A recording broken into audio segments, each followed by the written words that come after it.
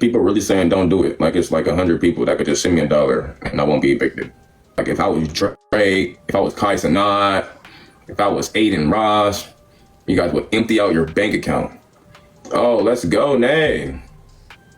Nay, you are amazing. Thank you for sending your $1. Somewhere along the line, asking strangers for money became a personality trait. And now people are shocked that wallets are closing. That's really the story. Social media didn't just change how people connect, it changed how people ask. Ask for money, ask for access, ask for effort without contribution.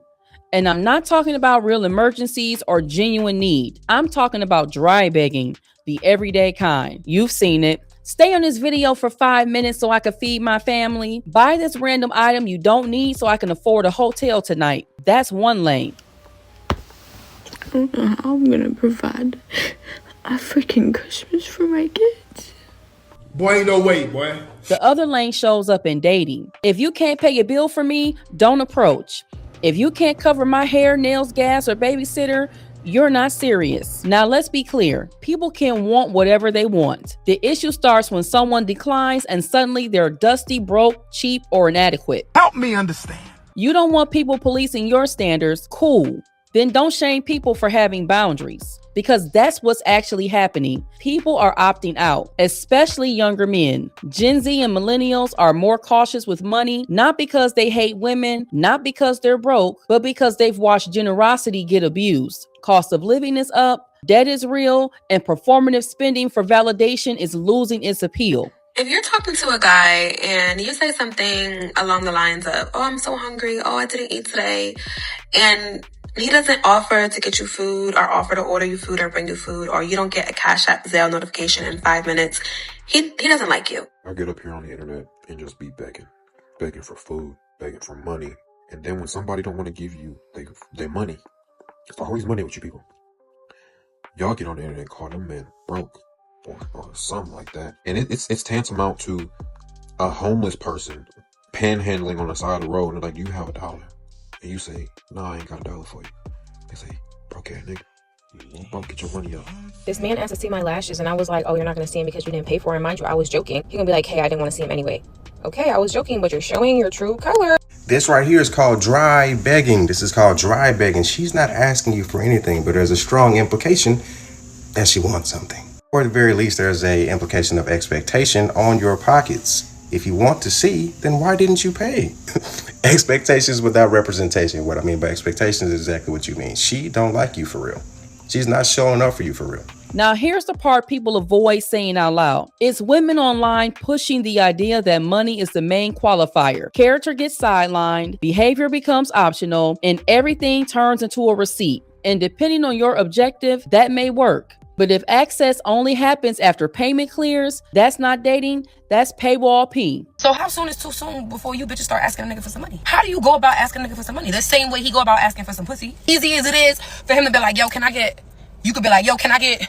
In all transparency, why are you even asking? A real man gonna read the room. Why? Why is she asking? Now let's straighten something out. All relationships involve exchange. That's reality. Time, effort, consistency, presence, support. Nobody shows up empty-handed. But reciprocity is not the same as a price list. In real relationships, investment builds over time. When access is conditional and immediate, the foundation is already off. And that's the disconnect. Because a lot of these decisions aren't strategic, they're straight group chat. No planning, no foresight, just vibes, hype, and agreement. And eventually, reality shows up with the invoice. We've seen this play out online too. Grifting, fake stories, emotional framing, people donating out of sympathy, then finding out they got played. That behavior doesn't just burn one bridge, it burns trust for everyone who actually needs help. Did anybody in my life to deserve this? You've probably seen the viral brick lady claiming a man hit her in the face with a brick. Now, that man is telling his side of the story. This woman who made more than $40,000 off a GoFundMe is charged, accused of making the whole thing up. Her real name is Rhoda Osmond. She claimed a man hit her with a brick because she wouldn't give him her number. She posted the video months ago and it went viral. I never did anything in my life to hurt anybody. Literally, a man asked me for my number. I said no. She ended up stacking up more than $42,000 on a GoFundMe with the story. Now it's called a total scam. Court records say Osman called police reporting the incident, saying Olin Douglas was the man who hit her. But she changed her story multiple times, and police say they got security video of the incident that showed Osman hitting Douglas, then Douglas hitting her back, saying the video didn't match Osman's claims. The document goes on to say this isn't Osman's first scam, saying in 2020 she made a GoFundMe claiming a man hit her in Minneapolis, but police there say there's no record of her being assaulted. Osman is now charged with theft by deception. That's why wallets are closing, not out of cruelty, but out of pattern recognition. Men should be financially stable. Women should be financially stable. Adults who date should have money to date. No flat wallets, no flat purses. Women who are financially healthy usually aren't demanding expensive plates or lavish gifts up front. They're watching effort, consistency, and behavior. Because gift giving is for relationships, dating is for data. And when money replaces character as the filter, you don't build trust, you build transactions. So yes, have standards. And yes, people can decline them. But don't be surprised when behavior produces consequences. That's not punishment, that's cause and effect. But drop your thoughts in the comments. Keep it respectful and keep it honest. If you disagree, explain why. Like the video of this added perspective. Subscribe for more commentary rooted in logic, accountability, and real-world context. And remember, gifts are for relationships. Dating is for data. Behavior always tells the truth. Thank y'all for watching, and I will see y'all in the next video. Peace. And y'all have normalized begging so much that now y'all are starting to add your Cash App information to your kids' birthday post. Y'all even go so hard as to putting their Amazon wish list up and nobody buying that shit. And the crazy part is y'all not even doing it over there where your family is located on Facebook. Y'all be over here on TikTok begging a bunch of goddamn strangers. I got 3 motherfucking kids of my own. Why the fuck would I be wanting to donate to your child on your child's birthday? I'm trying to tell y'all gotta stop with this motherfucking begging. Take care of your own kids. Many of you grew up in the 80s and the 90s and 2000s. You guys probably all remember Sally Struthers. You know, she would do a commercial where she'd get on TV crying about feeding the starving children. You know, be some black baby with a swollen belly in Africa. Just 30 cents a day can feed a child and all of this kind of stuff. This is a new form of that, except it's, you know, we're not even saying that you're going to feed, you know, someone starving. You're essentially now being asked to pay for people's lifestyles. And it's interesting that people have no shame about it. It's become the norm. Every other video, there's someone begging for money.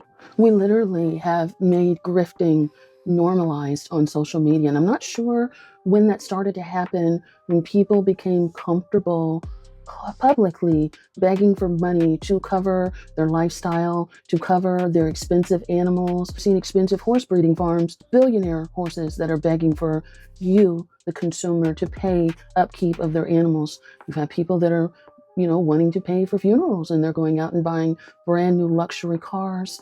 My advice to you is to be very wary of people that are coming on to beg for your money. I think that's the biggest thing now, is that we have people that are willing, capable, and able to go out and get a job. It's become easier for them to come online and beg you to watch their video or to contribute to their GoFundMe, as opposed to doing the good old-fashioned thing and going out and working and paying for it yourself. They're using their audience. They're targeting people that may be vulnerable. So a lot of people, you know, that sit around and watch social media may be vulnerable and easily influenced, right? That's why, you know, you have people with these large accounts that live these lavish lifestyles. They're called influencer, right? Because, you know, they know that the power of suggestion influences their audience. I don't like how it is now, because it's like everybody is dating for something. Nobody's dating genuinely because they want to get to know somebody and build a future with them. It's like, no, do you got money? Can you buy me this? Can you buy me that?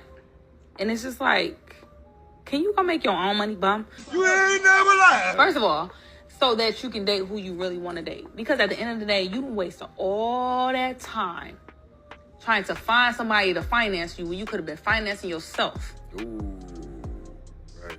Putting that energy into yourself.